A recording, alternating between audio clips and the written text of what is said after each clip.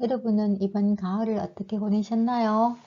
네, 이제 거의 가을이 다 끝나가고 겨울이 다가오는데, 어, 이번 겨울은 뭐 춥다는 말도 있고 별로 춥지 않다는 말도 있어서 어느 게 맞는지는 모르겠지만, 코로나 시대라서 혹시 감기라도 걸리면 굉장히 위험할 수 있으니까 항상 감기 조심하시고 겨울을 잘 이겨내시길 바랄게요.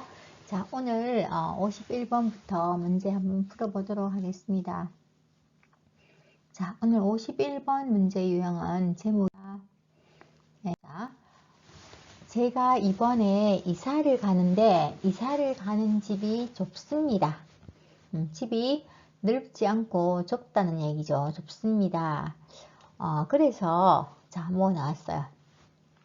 침대, 옷장, 책상 2개 등이 있습니다. 다음 주말에 이사를 가기 때문에 뭐 나왔어요? 그리고 꼭 필요한 분들만 연락주세요 나왔네요. 제목은 무료로 드립니다 하고 지금 집이 이사갈 집이 좁다예요. 그러면 뭐예요? 물건들을 그냥 준다는 얘기겠죠. 근데 뭐로? 무료로 드린다 뜻이에요. 돈을 안 받고. 그러니까 여기서 여러분들이 답을 쉽게 구할 수 있을 것 같죠. 제가 이번에 이사를 가는데 이사를 가는 집이 좁습니다. 좁으면 내가 가지고 있는 물건들이 지금 침대, 옷장, 그리고 책상 2개가 다 들어갈 수가 없어서 가져가지 않겠다는 얘기죠. 가져가지 않는 대신에 누구한테 무료로 준다는 얘기를 쓰면 될 것 같아요. 그리고 이사는 다음 주말에 가기 때문에 뭐예요? 좀 빨리 와서 가져가면 좋겠다는 이야기를 했다라는 이야기를 할 것 같아요. 그래서 첫 번째 문제 기억에는 제가 이번에 이사를 가는데 이사를 가는 집이 좁습니다. 그래서 가져갈 수 없는 물건을 무료로 드리려고 합니다. 이렇게 쓰면 좋을 것 같아요. 아니면 필요 없는 물건을 필요 없는 것보다는 집이 좁다가 나왔으니까 지금 가져가도 안 되죠. 그래서 내가 필요할 수도 있지만 집이 좁아서 못 가져가요. 그러니까 가지고 갈 수 없는 물건을 쓰면 훨씬 더 좀 정확한 답이 될 것 같아요. 무료로 드립니다는 여기 나와 있으니까 그죠? 그래서 지금 무료로 줄 물건이 침대랑 그리고 옷장이랑 책상 2개가 있대요. 다음 주말에 이사 가기 때문에 다음 주말이면 시간이 얼마 없다는 얘기죠. 그러니까 빨리 가져가면 좋겠다는 얘기 쓰면 될 것 같아요. 그러니까 이사를 가기 때문에 빨리 오셔서 가지고 가시면 좋을 것 같습니다. 무료로 드리는데 갖다 주지까지는 않겠죠. 그러니까 와서 가지고 가라는 이야기를 쓰면 좋을 것 같아요. 선생님도 얼마 전에 소파를 바꿨어요. 소파를 바꾸면서 집에 있는 소파가 너무 커서 크기도 해서 버릴 때 돈도 좀 들 것 같기도 하고 해서 그냥 당근마켓이라고 무료로 그 당근마켓에서 보통 팔기도 하고 뭐 이렇게 무료로 올리기도 하는데 제가 그냥 무료로 드립니다 하고 올렸어요. 그러니까 그날 올린 지 한 2시간도 채 안 돼서 바로 연락이 왔어요. 가져갈게요 라는 사람이 있었어요. 그래서 가져다 주기까지는 않겠죠. 무료로 주니까. 그래서 그분들이 소파가 크니까 트럭까지 빌려서 가지러 왔더라고요. 트럭 빌리는데 돈을 좀 깨줬을 것 같은데 그래도 그만한 가치가 있다고 생각해서 아마 가져간 것 같아요. 그래서 여기도 빨리 오셔서 가지고 가시면 좋을 것 같습니다 라고 쓰면 정확한 답이 될 것 같아요. 조금씩 여러분이 이 답이랑 똑같지 않더라도 이런 의미를 담고 있으면 점수를 받을 수 있을 거예요. 이제 52번 볼게요. 자, 52번 문제는 보통 어때? 신경 쓰지 말고 여기에 앞뒤 문장하고 관계된 걸 찾아야 되겠죠. 사람의 뇌가 뭐예요? 생각하는 게 머리. 뇌는 감정의 영향을 많이 받는다. 이게 감정이 어떤가에 따라서 영향을 많이 받는데요. 특히 누군가를 자고 갈로가 났어요. 그래서 좋아하는 사람에게서는 단점을 찾아내기가 어렵고 좋아하는 사람한테는 그 사람 나쁜 점을 좀 찾아내기가 어려워요. 그리고 그의 모든 점이 다 좋아 보여. 그 사람의 모든 점이 다 좋아 보이는 것이다. 그런데 이런 감정이 줄어들면 이제 그 뭐 좋아하는 감정, 이런 감정인 것은 그 좋아했던 감정이 줄어들면 자, 뭐가 돼요? 그래서 그 모습이 싫어서 헤어지는 일도 생긴다 라고 나왔네요. 여러분이 여기에다가 무슨 말을 넣으면 제일 맞는 답이 될지를 한번 생각해 보세요. 어떤 답을 넣으면 좋을까요? 네, 조금 생각했습니까? 네, 답을 찾아보겠습니다. 사람의 뇌는 감정의 영향을 많이 받아요. 특히 누군가를 뭐 하면, 그래서 좋아하는 사람에게는 단점을 찾아내기 어렵다 했어요. 특히 누군가를 좋아할 때는 그 사람 단점이 안 보이는 거겠죠. 예, 누군가를 좋아하게 되면 그 사람의 나쁜 면이 잘 보이지 않는 거예요. 내가 감정이 그냥 그 사람에 대한 감정이 좋으니까 그 사람이 아무리 좀 나쁜 행동을 해도 그게 나쁜 면으로 잘 보이지 않는다는 뜻이죠. 그래서 좋아하는 사람에게는 단점을 찾아내기가 어려워요. 사랑할 때는 막 좋아하고 사랑할 때는 그 사람이 나쁜 게 눈에 안 보여요. 보이지 않아요. 그래서 단점도 없다고 생각하죠. 단점을 찾아내기가 어렵고 그의 모든 점이 다 좋아 보이는 거죠. 그래서 그 사람 다 좋아, 뭐 나쁜 데가 없어 라고 생각하게 됩니다. 그런데 이런 감정이 줄어들면, 이제 이런 감정까지 줄어들면 자, 어떤 일이 생길까요? 좋아하는 감정이 줄어들면 아까 좋아하게 되면 그 사람의 나쁜 면이 안 보인다고 했죠. 그러면 좋아하는 감정이 없어지면 어떻게 될까요? 단점이 이제 눈에 보이기 시작하는 거죠. 단점이 없다고 생각했는데 좀 좋아하는 감정이 없어지니까 갑자기 막 단점이 많이 보여요. 그래서 그 모습이 싫어서 헤어지는 일도 생긴다 그래요. 여러분 아직 결혼 생활이 얼마 안 돼서 잘 못 느낄 수 있지만 선생님 나이쯤 되면은 결혼 생활 한 30년 쉽게 살다 보면은 젊었을 때 사랑하는 감정이 막 있을 때 남편이 막 너무 좋을 때는 그 사람이 밥을 막 맛있게 먹으면 밥 먹는 모습이 너무 밥을 맛있게 먹어서 너무 좋다라고 생각해요. 근데 나이 들어가지고 이제 막 조금 지겨워지기도 하고 조금 마음에 안 드는 점도 많은데 밥을 막 소리내서 막 먹고 이러면은 그 소리내서 밥 먹는 소리가 그렇게 듣기가 싫어요. 그래서 그 사람 단점이라고 생각해요. 그때는 뭐 잘 먹는 모습이 장점이었는데 막 너무 잘 먹는 모습을 보면은 아유 먹는 것만 저렇게 좋아하네 라는 단점 같이 생각이 드는 거예요. 그래서 그때 단점이 눈에 보이니까 똑같은 행동을 감정이 좋을 때는 좋게 보이는데 감정이 안 좋을 때는 단점으로 보이기 시작하는 거죠. 그러니까 이런 내용을 담은 글이라고 보면 될 것 같아요. 그러니까 자꾸 문제를 풀다 보면 그게 좀 찾아내기가 쉬울 거예요. 자, 이렇게 해서 52번까지 했고요. 자, 오늘 53번 문제는 표긴 한데 그냥 지난번에 53번 문제는 자신의 생각을 쓰십시오가 있었어요. 생각을 안 써도 되고 그냥 표를 보고 지금 나오는 표가 지금 나와 있어요. 표를 보고 겨울철 안전운전 요령, 여기 지금 겨울철 안전운전 요령이라고 다 나와 있어요. 이거를 그냥 풀이해서 써주면 되는 거죠. 그래서 이거를 설명하는 글을 쓰는 거예요. 그래서 200자에서 300자니까 자신의 생각 쓰는 것도 없고 그냥 여긴 다 나와 있는 거 쓰니까 그냥 그대로 써주면 되겠죠. 쉽죠? 근데 항상 쌤이 얘기했지만 30점 만점의 점수예요. 이게 30점을 써야 되는데 어떨 때는 10점 맞을 수도 있고 20점 맞을 수도 있고 30점 맞을 수도 있어요. 어떨 때는 10점 맞냐면 그냥 뜻이 뭔지도 모르고 그냥 그대로만 쓸 때는 10점 정도밖에 못 맞아요.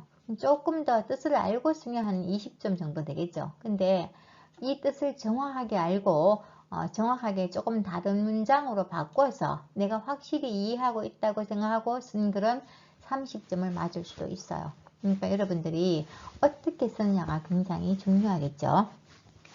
자, 볼게요. 지금 겨울철에 안전하게 운전하려면 어떻게 하는가에 대한 글을 써야 되는 거죠. 첫 번째로 이게 지금 보통 1, 2, 3, 3개 나와 있으니까 보통 1, 2, 3 쓸 때도 첫째, 둘째, 셋째로 쓸 수도 있어요. 첫째, 둘째, 셋째로 써도 되고, 아니면 먼저, 먼저가 제일 처음이죠. 예, 먼저 이렇게 할 수도 있고. 그럼 두 번째는 뭐 할까? 첫 번째, 두 번째, 세 번째 하든지, 아니면 먼저. 그 다음에 나중에 다음으로는, 예, 먼저 했으니까 다음이 되겠죠. 예, 다음으로는. 그 다음 뭐 나오면 될까요? 세 번째는 그러면. 첫 번째는 먼저 했기 때문에 다음 했어요. 그 다음에는 마지막으로 이렇게 하면 되겠죠. 예, 마지막으로 하면서 이렇게 세 개를 다 따로게 조금 우리가 첫 번째, 두 번째, 세 번째보다는 조금 다른 방향으로 써도 돼요. 여러분들이 마음대로 하면 되겠죠. 네, 이렇게 첫 번째, 첫째, 둘째, 셋째로 써도 되고, 먼저, 다음으로는, 그리고 마지막으로 이렇게 해서 여러 가지 방향으로 좀 바꿔도 돼요. 그러면 쓸 때는 여기서 지금 겨울철 안전운전 요령만 딱 나와 있어요. 우리 앞에 다른 문제 53번 문제 할 때는 보통 어느 기관에서 누구를 대상으로 뭘 조사하였다 하면 그렇게 나오면 쭉 써주고 그 결과 돼서 좀 내는데, 이건 지금 보니까 그냥 겨울철 안전운전 요령만 설명하라 했어요. 그러면 처음에 시작할 때 겨울철 안전운전 요령은 이라고 먼저 시작하면 좀 이상해요. 그러니까 여러분이 첫 번째 문장을 좀 만들어 주는 게 좋아요. 겨울철에는 눈이 오거나 아니면 얼음이 얼어서 도로가 미끄러워서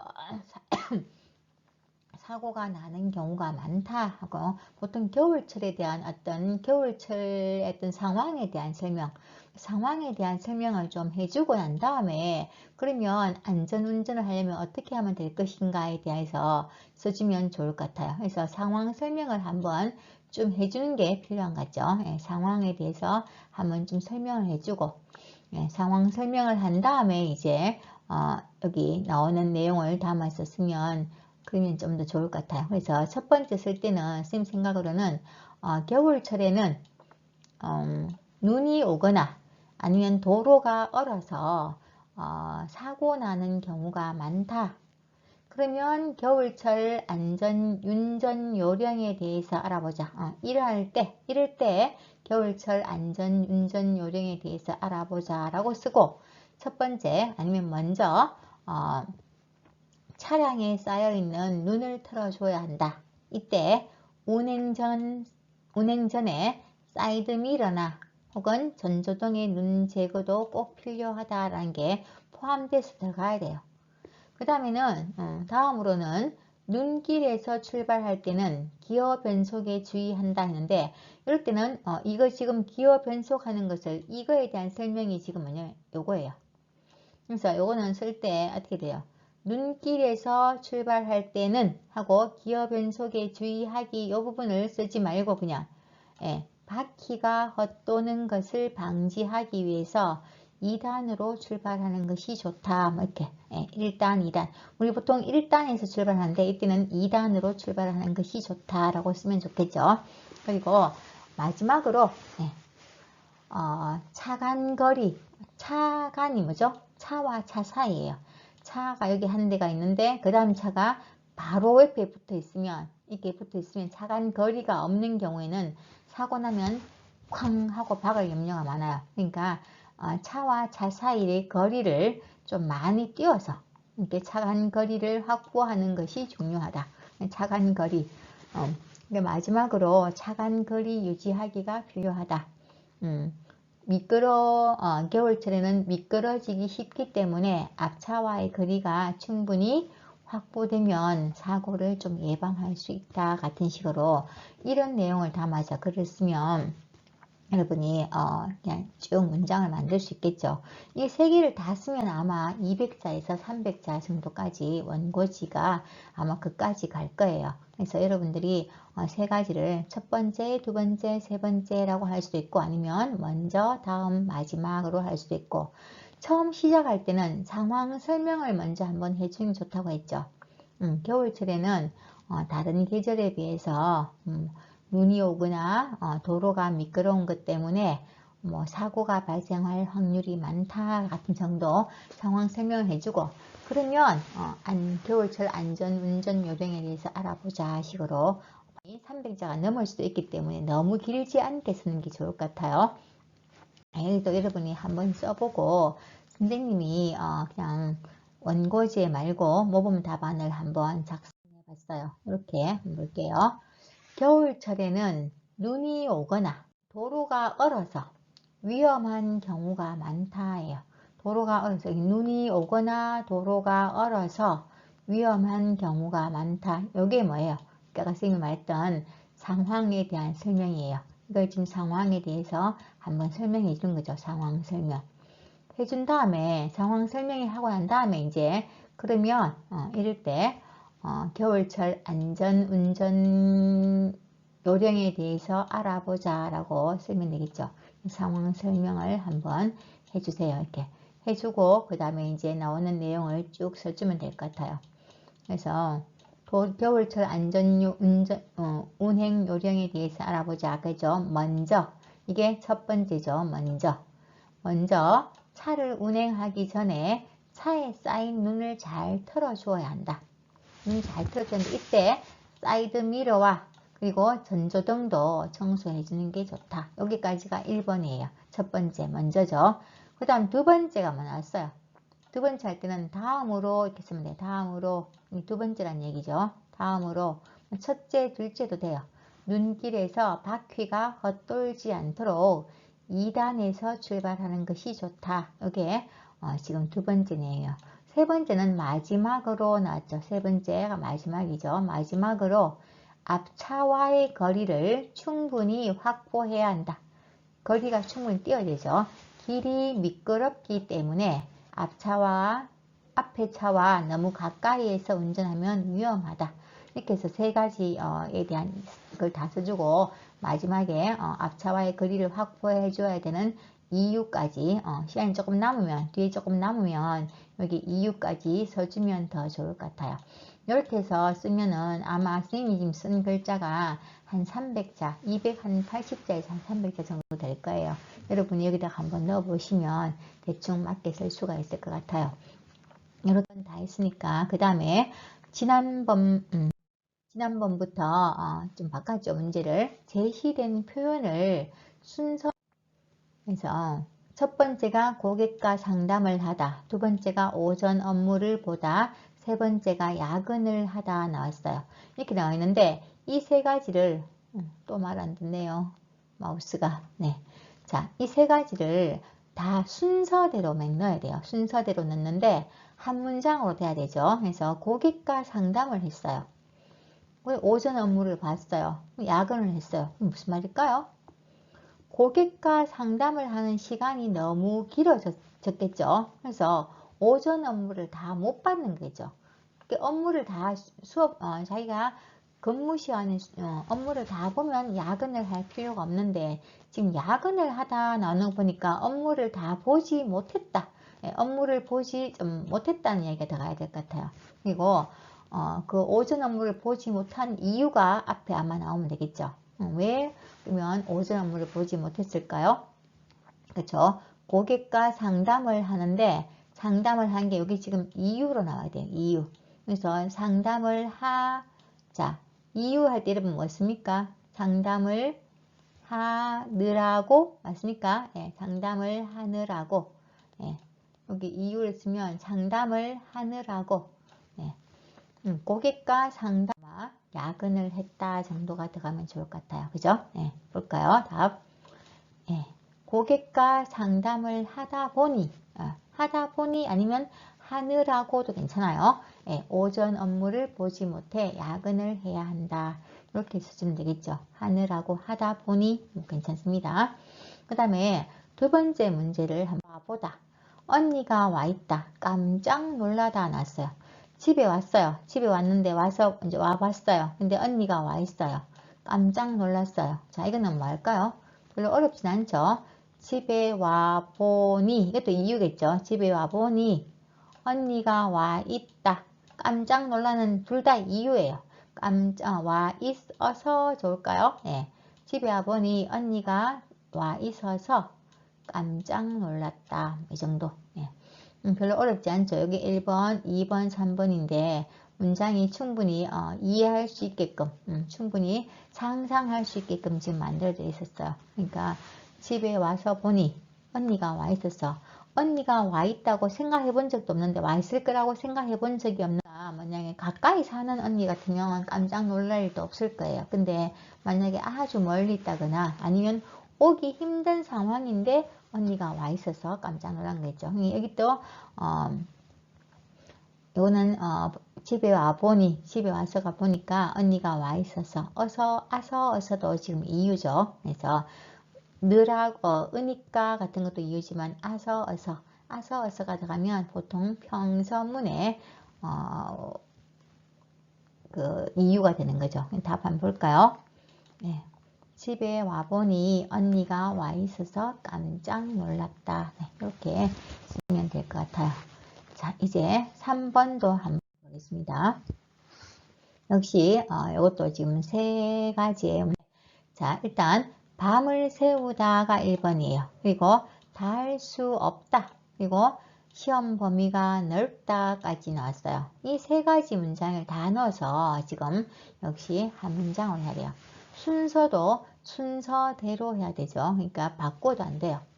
그러면 밤을 새우다 다 할 수 없다. 시험 범위가 넓다. 그럼 어떤 식으로 여러분이 문장을 만들면 제일 어울리는 문장이 될까요?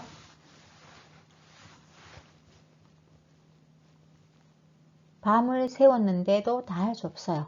이렇게 밤을 새워도 한번 적을까요? 밤을 새우다. 밤을 새워도 다 할 수 없다. 시험 범위가 넓다요. 다 할 수 없다. 이것이 뒤에 문장을 하나씩 바꿔줘야 되겠죠. 이런 경우를 바꿔줘야 돼요. 그러면 여기 바꿔서 문장이 이어져야 되니까 밤을 새워도 다 할 수 자, 시험 범위 넓으면은 아무리 공부만 해도 시험 공부를 다 할 수가 없어요. 그래서 밤을 새울까지 공부해도 다 할 수 없다는 것은 그만큼 시험 범위가 넓다는 얘기인데, 없다에서 이걸 바꾸면 어떻게 바꾸면 될까요? 없을 만큼, 예, 좋겠죠. 그만큼 어떤 분량을 말하는 거죠. 밤을 새워서 공부해도, 밤을 새워서 만약에 공부한다고 해도 다 할 수 없을 만큼 시험 범위가 넓다가 줘야 돼요. 시험 범위가 좁으면 밤을 새워서 공부해도 그만큼 공부 다 할 수 없을 만큼 시험 범위가 넓다죠. 이게 없다 해서 만큼이 들어가면 좋을 것 같아요. 없을 만큼. 그래서 답 볼게요. 밤을 새워 공부해도 다 할 수 없을 만큼 시험 범위가 넓다라는 문장을 만들면 이 문장에 잘 어울리는 문장이 될 수 있겠죠. 세 가지를 다 넣어서 한 문장 만드는 거죠. 그럼 네 번째 문장도 볼게요. 화가 났는데 무엇이 문제이다 생각해보다요. 친구가 화가 나다. 무엇이 문제일까? 예, 무엇이 문제인가? 그리고 생각해 봐야 된다 했죠. 생각해 보다 이렇게 나왔는데, 자, 또 마우스가 말을 안 듣네요. 네, 생각해 보다 이렇게 나왔어요. 자, 친구가 화가 난다. 무엇이 문제이다. 생각해 보다. 친구가 화나면 내가 뭘 잘못했나 뭔가 생각해 볼 수 있죠. 그래서 그때 내가 무엇을 잘못했나 생각한 게 무엇이 문제인가 그겠죠. 그때 생각해 봐야 되는 거죠. 이것도 크게 어렵진 않아요. 친구가 화가 나다 대신 무슨 좋을까요? 친구가 화가 나면, 예, 만약에 친구가 화가 난다면 좋을 거죠. 화가 난다면 나한테 무슨 문제가 있나? 무엇이 문제인지, 예, 무엇이 문제인지 아니면 무엇이 문제일까? 생각해 봐야 한다. 이 정도 하면 좋을 것 같죠. 그래서 답을 한번 보도록 문제인지 한번 생각해 봐야겠다. 예. 친구가 화가 났으면 아니면 화가 나면도 괜찮아요. 무엇이 문제인지 한번 좀 생각을 해 봐야 된다. 이렇게 문장을 만들 수 있을 것 같아요. 여러분들이 어떻게 쓰이는가를 지금 보는 걸로 지금 하고 있는 거예요. 그죠? 그래서 이 문장이